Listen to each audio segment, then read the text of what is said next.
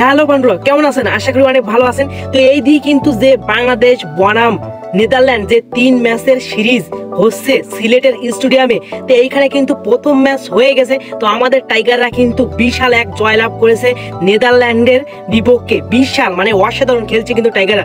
কিন্তু বাংলাদেশের এই দ্বিতীয় ম্যাচ কবে সেই সম্পর্কে এবং বাংলাদেশের একাদশে যে পরিবর্তন আসছে সেই সম্পর্কে আজকে কথা হবে। তো দেখতে থাকেন।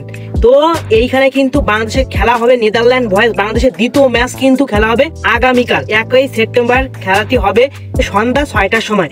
তো এই খেলাটি একাদশ কিন্তু একটা পরিবর্তন আসছে, সেই পরিবর্তন সম্পর্কে এবার একটু কথা বলবো।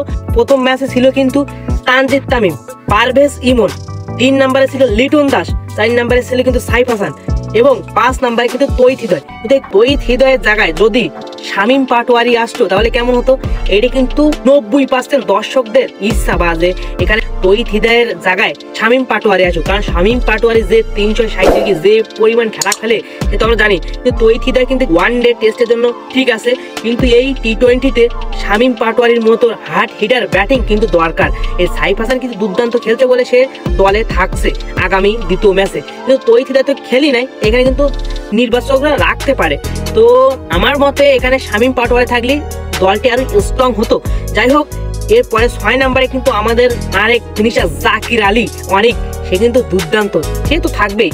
এরপরে 7 নম্বরে শেখ মেহেদী কিন্তু দুর্দান্ত স্পিনার বোলিং করে, সে কিন্তু থাকবে।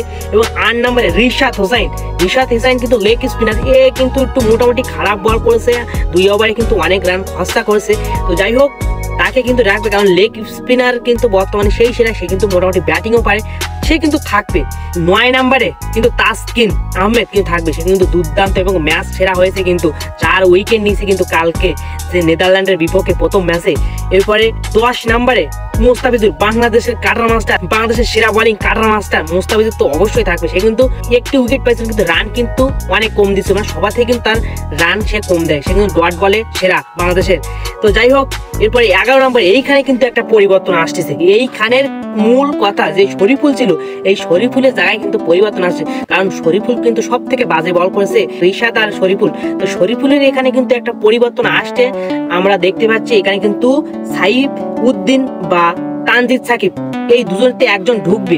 তা আমার মনে হচ্ছে সাইফুদ্দিন ঢুকবে, কারণ সাইফুদ্দিন কিন্তু একজন পেসার এবং সাথে কিন্তু অলরাউন্ডার, তার সে কিন্তু দুর্দান্ত বোলিং করে, এই জন্য বলছি। কারণ এদিকে কিন্তু তাসকিন আর ফিস থাকছে, এর সাথে যদি সাপোর্ট দেয় পেসার হিসাবে সাইফুদ্দিন আর উচিত ব্যাটিং, আর ব্যাটিং এ যদি আমাদের একজন বাড়ে, এখন বর্তমানে ব্যাটিং কিন্তু আসছে রিশাদ কেরে ওদের থেকে 8 জন।